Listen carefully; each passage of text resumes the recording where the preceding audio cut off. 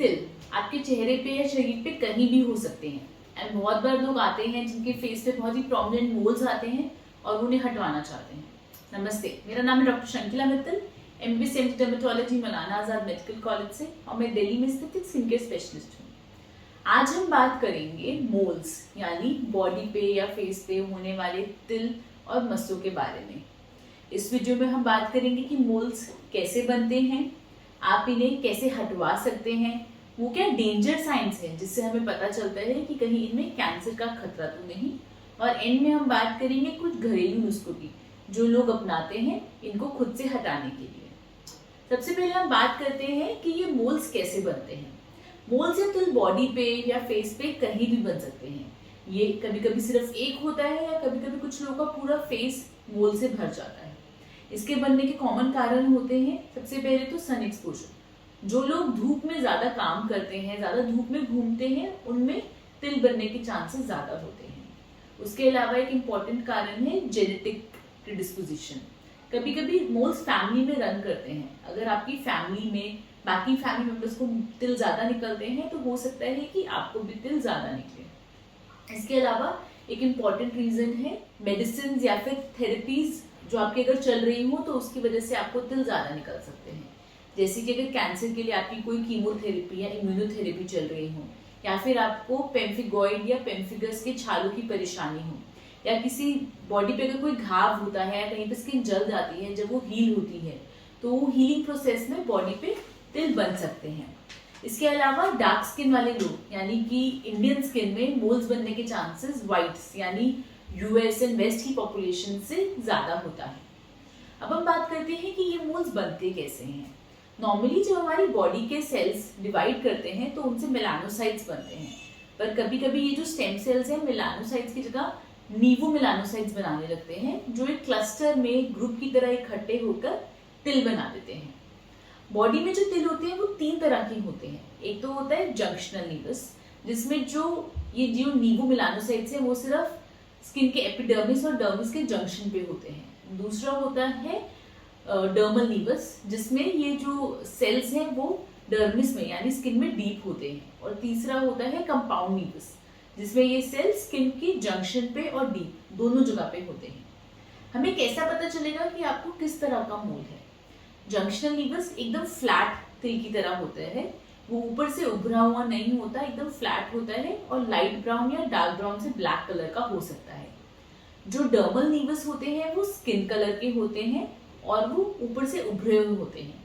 और जो कंपाउंड नीवस होते हैं वो ब्लैक या ब्राउन कलर के होते हैं और वो उभरे हुए होते हैं। साथ ही साथ उनके अंदर से कोई बाल भी आता हुआ दिखाई दे सकता है। अब हम बात करते हैं कि वो क्या डेंजर साइंस है जिससे हमें पता चले कि कहीं इस मोल में कैंसर तो नहीं। पहले तो I will like to clarify कि इंडियंस में तिल के अंदर मेलेनोमा या कैंसर का रिस्क होना बहुत ही कम है as compare to whites population. अगर आपका तिल बहुत समय से है, 20s एंड 30s की एज में आया हो, या फिर बचपन से हो, या फिर आपका तिल जैसा था वैसा ही है, बढ़ नहीं रहा है, तो उसमें कैंसर होने का खतरा ना के बराबर है और कोई घबराने वाली बात नहीं है।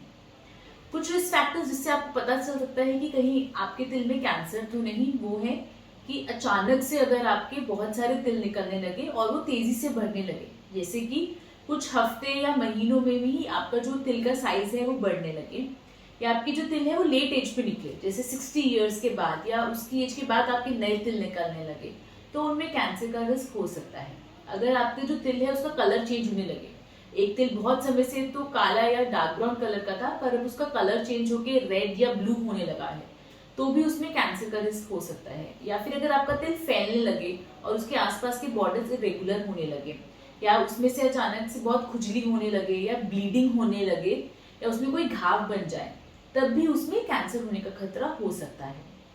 मोस्टली आपके तिल में कैंसर का खतरा है या नहीं, उसके लिए हम डर्मोस्कोपी करते हैं। डर्मोस्कोपी में एक स्पेशल इंस्ट्रूमेंट होता है जिससे हम हाई मैग्निफिकेशन भी आपके तिल को देख सकते हैं। इसको हम नीवस मैपिंग भी कहते हैं, जिसमें हम आपके बॉडी के सारे तिल काउंट करते हैं, मार्क करते हैं कि कहाँ कहाँ पे वो तिल हैं और उनको डर्मोस्कोपी से देखते हैं। डर्मोस्कोपी हमें हेल्प करती है जल्दी से जल्दी एकदम छोटे छोटे चेंजेस भी अगर आपके तिल में कोई हो रहे हो तो उनको पिकअप करने में। एंड कुछ कुछ चेंजेस होते हैं जिनको देखकर हम बता सकते हैं कि इस तिल में कैंसर का खतरा है कि नहीं। साथ ही साथ डर्मोस्कोपी में फॉलो में भी हेल्प करती है कि समय के साथ अगर आपके तिल में कुछ चेंजेस हो रहे हो तो टाइम पे उनको पकड़ के हम उसे बायोप्सी कर सकते हैं और देख सकते हैं कि उसमें कैंसर का खतरा है या नहीं। अब हम बात करते हैं कि आप तिल यानी मोल्स को हटाने के लिए क्या ट्रीटमेंट अपना सकते हैं। तिल को हटाने के लिए हम या तो रेडियो फ्रीक्वेंसी या फिर CO2 लेजर का इस्तेमाल कर सकते हैं, और कुछ तिल के लिए हम सर्जिकल एक्सिजन का भी इस्तेमाल कर सकते हैं। सबसे पहले बात करते हैं रेडियो फ्रीक्वेंसी और CO2 लेजर की। रेडियो फ्रीक्वेंसी इलेक्ट्रिकल एनर्जी को यूज करके थर्मल डैमेज क्रिएट करती है, और CO2 लेजर जो है वो लाइट एनर्जी को यूज करती है। इन दोनों ही टेक्निक से हम लेयर बाय लेयर जो स्टेम सेल्स हैं, जो नीवोमेलानोसाइट्स हैं जिसकी वजह से तिल बन रहा है, उनको हटाते हैं ताकि वो तिल जड़ से हट जाए।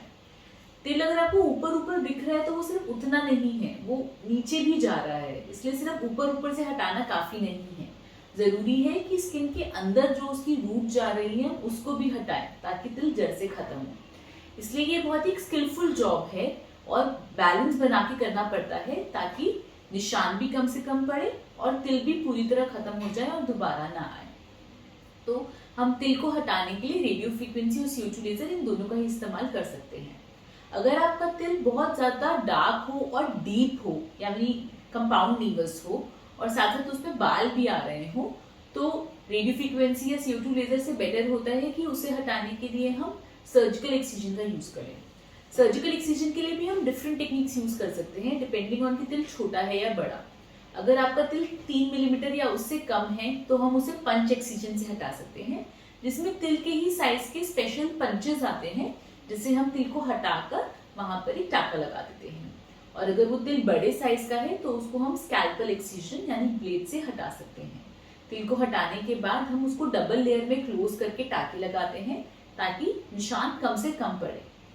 सर्जिकल एक्सिजन का फायदा ये है कि अगर ये ठीक तरीके से किया जाए तो एक तो ना के बराबर निशान आता है, और दूसरा तिल जड़ से खत्म हो जाता है और दोबारा आने का चांस बहुत कम होता है। बहुत बार लोग कहीं निशान ना पड़ जाए इस डर से तिल नहीं हटवाते। तो पहले तो तिल हटवाना है कि नहीं, that is totally your personal choice. अगर आपको अपना तिल पसंद है तो उसे हटवाने की कोई जरूरत नहीं है। दूसरा, अगर आप तिल इसलिए हटवा रहे हो क्योंकि वो आपको देखने में अच्छा नहीं लगता, तो डोंट वरी, अगर आप उसको डॉक्टर की सुपरविजन से निकलवाएंगे तो डॉक्टर विल मेक श्योर कि एक तो निशान ना पड़े या कम से कम पड़े, और अगर कुछ निशान आएगा भी तो वो जितना आपका तिल दिख रहा है उससे तो कम ही दिखाई देगा। अब हम बात करते हैं कि काफी बार लोग के चेहरे पे बहुत सारे तिल हो गए होते हैं और वो चाहते हैं कि और तिल ना निकले, तो उसके लिए क्या करें। सबसे पहले तो I will like to tell you कि तिल जो है वो एक तो जेनेटिक प्रीडिस्पोजिशन की वजह से बन रहा है, और दूसरा स्टेम सेल्स जो है उनकी आपस में जो सिग्नलिंग है उसकी वजह से बन रहा है। तो आप इसको पूरी तरह से नहीं रोक सकते, पर फिर भी आप अपनी स्किन को धूप से बचाकर रेगुलरली सनस्क्रीन यूज करके और कुछ एंटीऑक्सीडेंट रिच आइटम्स अपनी डाइट में लेकर तिल का बनना कम जरूर कर सकते हैं। अब हम बात करते हैं कुछ घरेलू नुस्खों की जो पेशेंट्स अपनाते हैं तिल को हटाने के लिए। मैंने बहुत बार पेशेंट्स को देखा है जो अलग अलग घरेलू नुस्खे करते हैं तिल को हटाने के लिए, जैसे कि उस पर चूना लगा लेते हैं या थूजा लगा लेते हैं या टूथपेस्ट लगाकर आते हैं, या खुद से ही कुछ एसिड जैसे TCA या कोई भी एसिड लगा लेते हैं ये सोच के कि वो हट जाएगा। काफी बार लोग उसमें नींबू रगड़ लेते हैं या बेकिंग सोडा भी लगा लेते हैं ताकि तिल जल जाए और हट जाए। But I will like to warn you कि ऐसा करना सेफ नहीं है, क्योंकि जब आप ऐसा करते हैं तो तिल के साथ साथ आसपास की नॉर्मल स्किन भी जल जाती है। अगर तिल हट भी गया तो आसपास की नॉर्मल स्किन जलने की वजह से जो उसका निशान पड़ेगा वो तिल से भी ज्यादा बुरा दिखेगा, और आप तिल सिर्फ इसलिए हटवाना चाहते हैं क्योंकि वो देखने में अच्छा नहीं लग रहा, जबकि उसको अगर आपने इन घरेलू नुस्खों से हटाया तो वो जो गंदा सा बड़ा निशान आएगा वो और बुरा लगेगा। उसके अलावा मैंने काफी बार देखा है कि वो इन सब जलाने की टेक्निक से ऊपर ऊपर की स्किन तो जला लेते हैं, लेकिन जो तिल है वो डीप जा रहा है तो उसकी रूट को नहीं हटा पाते, जिसकी वजह से तिल भी वापस आ जाता है और उनको निशान भी झेलना पड़ता है। तो इसलिए I will like to warn you कि इस तरह के घरेलू नुस्खे बिल्कुल ना अपनाएं। या तो तिल को रख लें और अगर हटाना चाहते हैं तो प्रॉपर तरीके से हटवाएं। मैं आशा करती हूँ कि आपको इस वीडियो से मोल्स के बारे में, उन्हें कैसे हटाएं, उनका कैसे इलाज करें, उसके बारे में सारी इन्फॉर्मेशन मिली हो। अगर इसके अलावा भी आपको कोई सवाल है तो आप हमें कमेंट सेक्शन में कमेंट कर सकते हैं या व्हाट्सएप नंबर पर कॉन्टैक्ट कर सकते हैं।